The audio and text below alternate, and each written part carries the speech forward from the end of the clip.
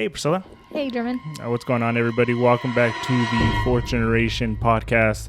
I'm joined here once again with my sister, Priscilla. Say what's up, Priscilla. Hello, everybody. Thanks for being here. Of course. So today we're doing our weekly video of we kind of just look throughout the entire internet trying to find the spookiest, scariest stories that we could possibly find. Yeah. And today we're going to share two of them with you. I have one. Priscilla's got one. I got one.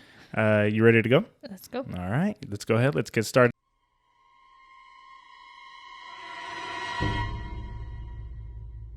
So, my first story, okay? Mm-hmm. It's a little out there. I tried it's kind of hard to find a lot of information out there because it happened back in the 90s, mm-hmm. but it's not really covered throughout the internet that mm-hmm. much. So I had to kind of just go through and find some articles on it. You know, mm-hmm. it was so weird that I even thought, oh, this is fake. But mm-hmm. actually looking into it, I see like the actual articles and newspaper clippings of it. Mm-hmm. So it's real. It's real. And it's out there. It has to do with, it's a little supernatural element to it, I guess you can say.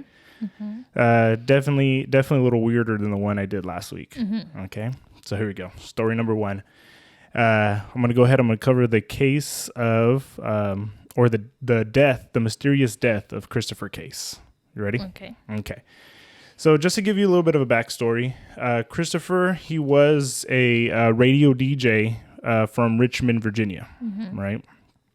So he moved out to Seattle to pursue a little career in music, where he became a producer executive, right, for another radio station. So what he would do, he would produce, I guess, lowbrow music for the elevators and waiting rooms and stuff like that.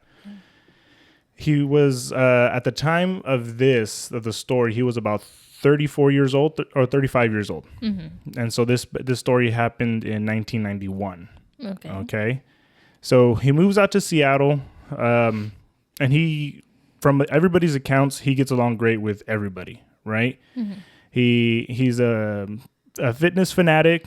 So he takes vitamins every day, supplements and stuff like that. So he's a healthy guy. Yeah. Really friendly guy. I guess everybody says he's kind of a down to earth guy, really mm-hmm. rational. Everybody pretty much seemed to enjoy his presence. So he made friends everywhere he went. Mm-hmm. And but despite that, he was still single, right? But I guess because his job, he was traveling throughout the entire country and stuff. Mm-hmm. So he couldn't really find time to settle down all that much. So back in April of 1991, he goes on a business trip from Seattle to San Francisco, mm-hmm. right, with a bunch of music executives. And they meet with a bunch of other people from San Francisco, same thing in the business mm-hmm. and stuff. Mm-hmm. So he meets this woman, right? Mm-hmm. Same thing in the music business. From all accounts, I guess they hit it off like right away. She was into like more of like Egyptian, Mediterranean music and mm-hmm. stuff like that. And so they got along pretty good. They had a lot in common. They started talking. But then she started coming on to Christopher, right? But Christopher wasn't feeling it. Mm-hmm. I guess she was 20 years older than him. Oh, wow. Right? So so he had a good time, but he rejected her advancements, right? I guess this happened over a course of a couple days in San Francisco. Oh, okay. So he told her multiple times, like, no, I'm not interested. Good, yeah. Yeah. He said, I'm good. So she took it pretty hard, mm-hmm. right? She took it pretty bad.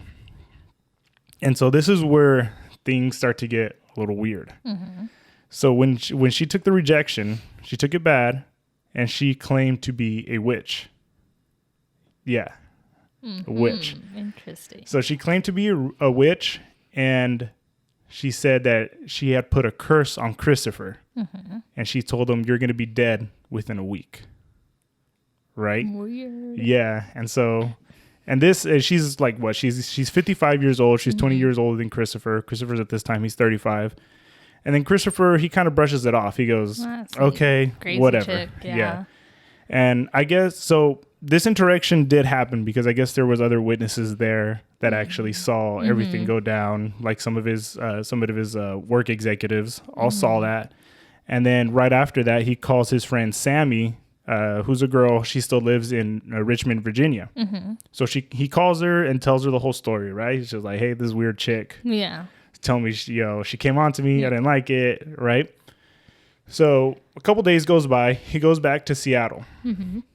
But during this time, so this is just a couple days later, he starts calling his friends and starts calling Sammy with like these weird phone calls, right? Saying that he's at home and then he's seen shadows or he's hearing voices, just little things, and he says that he's just having weird experiences throughout his house, right?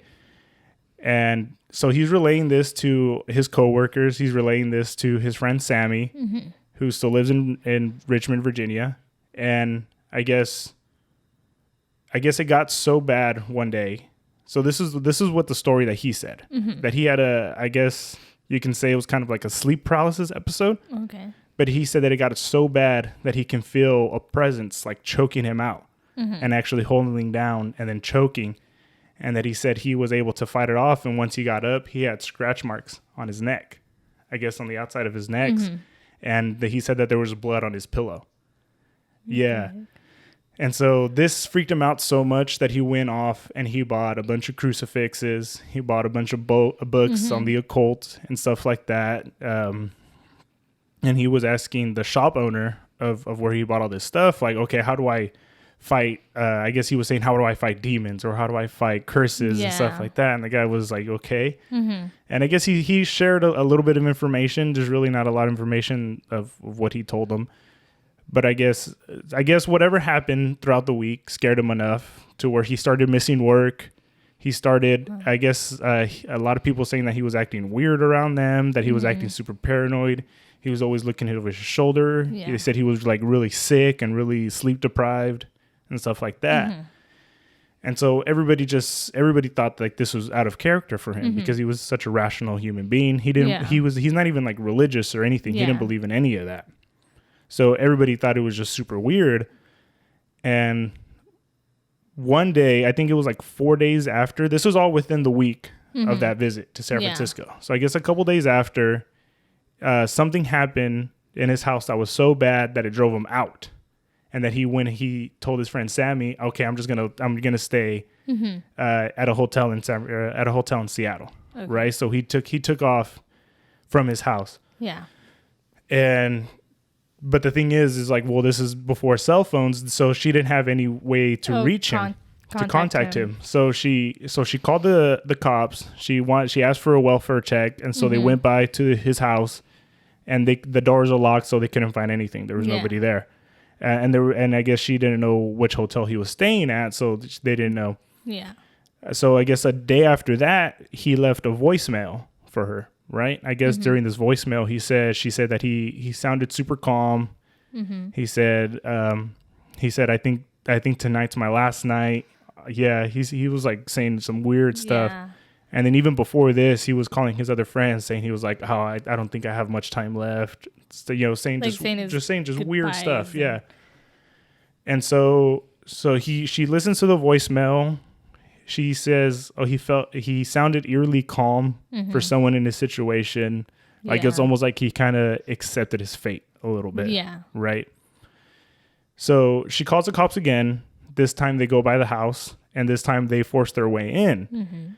And when they get in, what they find is it's a pretty weird setup. So they have a bunch of crucifixes throughout the entire house, right? They found a line of salt in front of his front door, so he put on a line of salt in his front door. And there was religious music playing in the background in almost every room. So I guess he had a bunch of setups where he was playing music. He had candles, and then he had his books laid out open, like the books about the occult laid out open. And so they look throughout the house, and they go into the restroom, and that's where they find Christopher in the fetal position, fully clothed, in his bathtub, dead. Yeah. What the heck? I guess so he was in the fetal position, kneeled in the bathtub.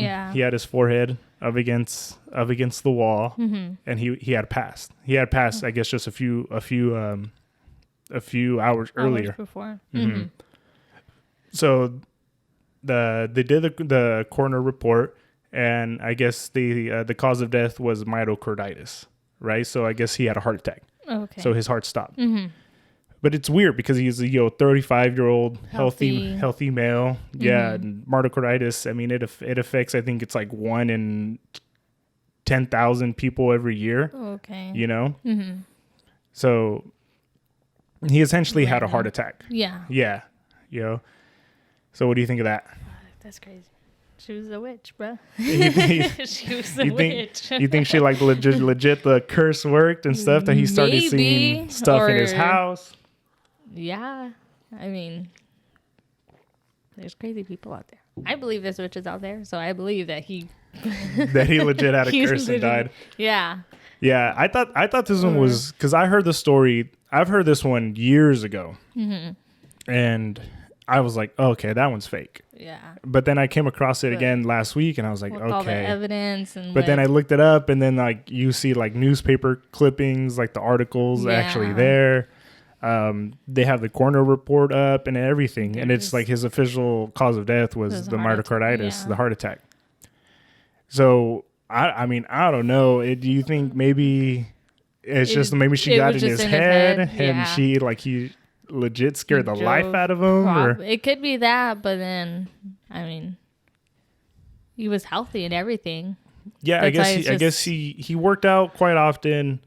He took supplements and everything. You know, everybody, all his friends and his family could attest to that. They were like, he takes good care of himself. So he was a fit guy. You know, you see pictures of him. He looks kind of fit. He looks like a fit 35-year-old. Just a healthy 35-year-old. Yeah, he's not. I'm not saying like he was a bodybuilder or anything, you know. But yeah, he looked like a pretty fit 35-year-old. He wasn't overweight or anything. So, I mean, it is a little weird. It is weird. It is a little crazy. And then I guess the phone calls leading up to everything. Yeah. It's like some of the claims that he would see shadows in his house. I guess one of the claims, I kind of skipped over it, but one of the claims was that he saw a shadow of an old lady in his house. And then if it was the old lady? I know, yeah. And then the day after that's when he had the sleep paralysis episode, which, you know, we'll get into it maybe a little bit later. But like the sleep paralysis stuff, it does feel super realistic. Yeah. Like, I mean, speaking from experience, it is. And so, I mean, I don't know, maybe it's just like he got into his head a lot. But then a lot of people said that he was a rational man, that not a lot of, he didn't. Calm, he said that he wasn't even religious. He never really believed in any of this stuff. And out of nowhere, he's like, how do I get rid of demons? Yeah, exactly. You know, like buying books and crucifixes just to. I mean, it's whatever was happening during that week was scaring him enough to go out and do all this stuff. Yeah. And just enough to like even drive him out of his house to go stay at a hotel. You know, and then and then whatever brought him back, I guess the next day, maybe he saw something in the hotel that he didn't share it to anybody. Yeah. This is when he went to the hotel, that was the point when he kind of lost communication with everybody. Yeah. And so nobody knows what happens from the hotel to when he came back. All he did was leave the voicemail to his friend Sammy. Yeah. But at that time he was like almost kind of just saying goodbye. Yeah. At that time, like he knew he was like, and I'm gonna go home and just end it all. Yeah, he was like sealing his fate. Ended it. Exactly. So I mean, did he kind of like drive himself into insanity toward a part? I mean, he kind of just scared himself, like to the point where like the cops walk in and they see a scene like that where crucifixes, candles, religious music. And honestly, you can't explain it other, you know, especially that cause of death. I mean, if he was young and not young, but I mean, he was healthy for his age and everything, and out of nowhere, it just ends. I don't know if it's scary. Just to have a heart attack. Yeah. You know, so. Mm-hmm. So I saw that. Scary. I mean, it's got kind of a supernatural element to it, and I was reading it the other night, and I was like, man. That's some wild shit. I have to have said it. Yeah, I had to share it. What's wrong with you? I mean, it's just, whatever I come across and I find interesting, you know, I like to share it. But I mean, this one, I know, right? This one was cool. I mean, this one was a good story. Yeah. So and at first, because I heard it and I thought it was fake. So then looking into it, I was like, oh shit. Because of the witch. Like, yeah, like this actually like documented, like there's witnesses that were there, like that actually saw the interaction. Exactly. You know, and then he even shared it with his other friends too, that he worked. So everybody knows. So yeah, you know, and then he was a pretty friendly guy. Like, so he it was not like he was like a complete loner or, you know, or outcast. Yeah. He got along with everybody. Ugh. That's a little weird. spooky. Spooky one. That's the only thing I couldn't find, the name of the lady. I guess I couldn't find any information on her whatsoever.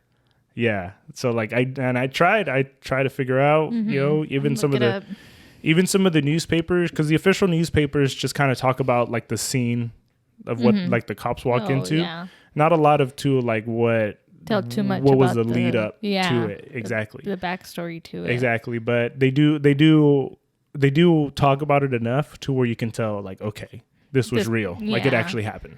The only unfortunate thing is that her name's not involved. Yeah, and I guess we can't find any information on her whatsoever.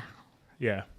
Damn. So that one's a little spooky. I'll probably dig into it a little bit more, try to give an update. Yeah, but dang. Until then, yeah. We don't know.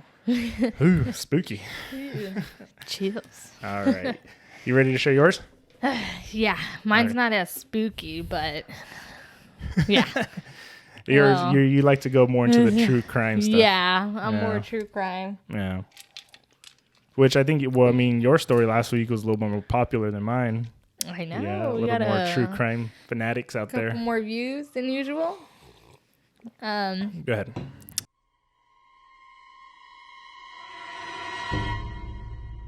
But yeah, so my story, honestly, I think the date is what kind of caught my attention. Just because we're in the month of February. This crime happened on February 14th. Ooh. In Valentine's Day. Valentine's Day crime. This happened in Carlsbad, California. Okay. And it was in 1994? 94. Okay. And so this is about another girl. She's older, not as young, so 17, not 16-year-old. Bummer. So this was Jodine Serrin. She Serrin. was 39 years old when this happened. Okay. What year was this? 1994. Oh, 94. It's been a while. Yeah. So this happened in 94. She was 39 years old, living on her own. She did have, some disabilities. She wasn't all there. But she was a high-functioning one to where she could be out on her own. She wouldn't drive. Yeah. But she was able to live on her own. She's still dependent on her parents to drive her anywhere or kind of not assist her, but just keep in contact with her every day. They call each other all the time. They're visiting her all the time. And so leading up to this, it just happened out of random. Okay. So on Valentine's Day, the parents had plans on going to a movie, dinner date, whatever. The daughter was single as of what they knew of. Yeah. And normally they always contact her throughout the day just to make sure she's okay. And they hadn't heard from her for that entire day. And it wasn't until after the movie that they tried calling her, nothing. After dinner, they calling her, nothing. So they decided, okay, well, we'll just stop by. Maybe she was busy all day, didn't have a chance to, call back or anything. So they get to her apartment, and they have the keys, obviously, because they help her. So they open the door, they unlock the door, and they see that there's lights on, but the door doesn't completely open because of the chain lock. Oh, okay. And a chain lock. So they're yelling out for her, like calling her out, seeing if she comes up, and nothing. So then the dad busts the door open. Everything's completely fine. Nothing's hasn't been rambled or anything. Yeah. So then they go to her room and they walk in on her and some guy. Oh, okay. Yeah, sexual intercourse. Yeah, yeah. So they were I would assume they're like playing Yahtzee or something. Dungeons and Dragons. On Valentine's Day. It's not what it looks like. Definitely not. Yeah. So they walk in and they are like, oh, sorry, excuse us, but can you guys please put some clothes on and come out? Because they have been trying to reach out for her all day and haven't heard anything. So they were a bit concerned. So not long after, the man that she was with steps out, and the way that the setup of the apartment, because she lived in an apartment, the way the setup was that they heard him leave the door, like leave, but they didn't see him. So unless, like, other than the dad seeing him in the bedroom, like, kind of recognized his face but wasn't too sure who he was or anything. Yeah. So after, but they never actually saw him like walk out of the door. They kind of just they saw him walk towards the door. Yeah, and they heard the door slam. Yeah, but never actually saw him. Okay. So he leaves, and a while after, they realize that their daughter hasn't came out of her room yet. So they go in and kind of like slowly walk, like lingering because it's dark. The room's dark. Yeah, and they walk in and they realize that she's dead. She's, cold touch. They go to her and the mom calls the 911. Yeah. The dad begins to give her CPR, but when he like touches her, he realized like she's cold, like she had been dead for a while. So now they're thinking like she was dead when he was having sex with the daughter. The male. Oh, okay. So when he came out, when mystery man is, What the fuck? Yeah. So then, they call the ambulance and everything. The police get there, and obviously they notice there's no force of trauma getting into the house. They noticed a pair of shoes, male pair of shoes, and she lived by herself. Yeah. So, it was suspicious. So, so she, passed away. She was beaten to death. There were lots of bruises, and the guy was just going at it. Yeah. So, Did they say how long she had been dead? Just not too sure about the hours, but that same day. Yeah. I'm assuming like earlier that day. Well, yeah, but after they went out, right? Like her parents went out. Okay. Yeah. So then, they start to list suspects or trying to figure out who, she was a good person. She volunteered for church. Like, she was into floral design, and simple lady. Special needs, right? Yeah, she had special needs, but she was high functioning, so she was able to be on her own. And she spent a lot of time at church or at work, and, zero problems with anybody, like super nice person. That's why they were just like, well, who could have, done something to her? Because you said there was no forced entry. There was no forced entry, so somebody she knew. And then, she put the chain link on the door. Yeah, so she because, obviously she let them in. So they used the semen, any evidence that they could find at the apartment, put it in the system, and there was no matches for anybody. No. Damn. But not until 2007, another DNA sample popped. No.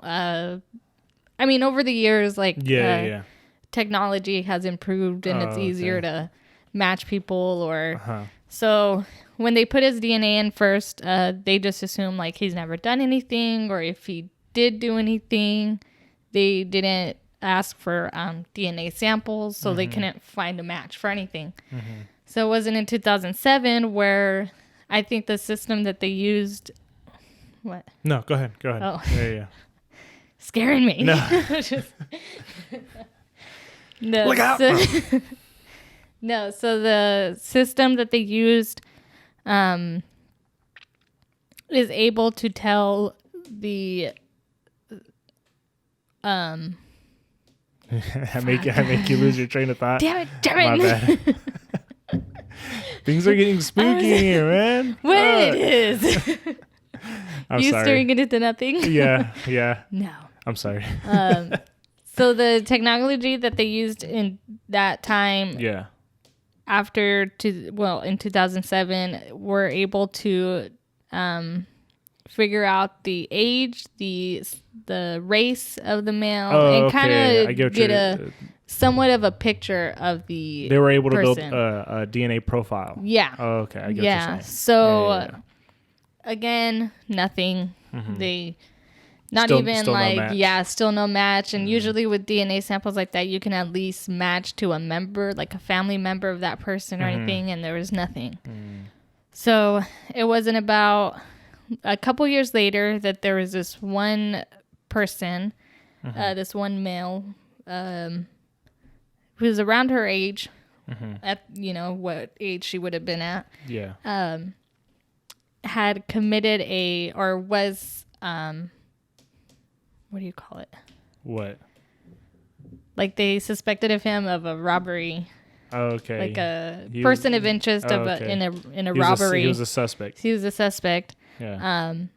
In this robbery, and as they were in the process of getting all his information, DNA samples and everything, because that all takes time. In that time, they found the real person that did that robbery. So they never used his samples or anything that he gave. It wasn't until 2017 he had went in again for another crime, and this time they did use it. Oh no, actually he was dead by then. I think he killed himself. In 2017? Yeah, like in 2017. That's when they did use his DNA sample, because he was, and they were able to find a match. Able to find the match, and he happened to be the match for that one. But it wasn't until he killed himself that it wasn't until after he had already passed until they figured out who it was. Yeah. That sucks. Yeah. Damn. But I mean, at least the family had kind of a closure of like, okay, who it was. Yeah. So every couple of years they would have, something closer or a step closer into, finding out who did it. So it wasn't until 23 years later that they were able to figure it out. Oh, damn. Yeah. That one's insane. Was crazy. Wow. So did they figure out how did he know her? Or? No. Well, since they both deceased, they have no idea how they even came across each other or anything. Nothing. Wow. That's the only mystery of this. Are the parents still alive, or do they pass? I don't think so. They were in their 50s or 60s by then. Oh, okay. They might be, but they're probably old. Oh man. Yeah. Damn. So, yeah. Yeah, that's kind of crazy. I wonder how they got to know each other. Yeah. Because she's just kind of just in between work and church, and obviously this guy's. I think he was homeless. He was a criminal. Okay. That's why it was so random. He was a homeless man. He was just some bum. Just some bum, dude. Some bum. But it wasn't until so many years later that they found out who did it. The only thing is that they don't know how they knew each other. Yeah. Whoa. That one's that one's kind of weird too. Because then, they walk in on them thinking it's like a consensual relationship or something, but then he just kind of he bails. Damn, and it sucks because the parents were they had him in his grasp. Yeah. And he just takes off. It wasn't that same night when everything was, with the police and everything. Yeah. That's when they were like, fuck, we had him right here, Yeah. Oh, that's insane. That was crazy. Yeah. And then just takes off, and then they walk and see their daughter. Never see, And then he beat her to death. That sucks. Damn. Yeah. So it's almost like she knew who he was and let him in. Yeah. Locked the doors and everything. And whatever happened. Whatever happened. It's and then there was no sign of a struggle. Like they probably got into bed together and he went too far, maybe. No, I don't know. No, they didn't ever said anything too much about that. Oh, like what they actually found in the bedroom other than her. Yeah. Yeah. What was her name again? Jodine Serrin. Jodine Serrin. Oh, okay. Yeah. Damn. Another bummer of a story, Priscilla. Yep. Way to go. It's a true crime. Yeah, more of a true crime story. Mine was still more spooky, supernatural. Yeah. I think I'm going to keep finding some of those. Well, I mean, eventually I'm going to run out. I'm too scared to look. Yeah. I spook myself out. I look mine up like at 2 a.m. when I'm trying to fall asleep. Do that. And I'm like, this one sounds interesting. Yeah. If I do that, I'm thinking something in the corners. Where you see like the chair with the clothes on there and you're like, what the hell is that? Yeah. All right. Well, that's all I got. You got anything else you want to add? No, that's all mine. Yeah, that's all. That's it. All right. Well, thanks everybody. Thanks for joining us. Again, if you're watching this on YouTube, go ahead and hit the like button, subscribe. It really helps push the channel out.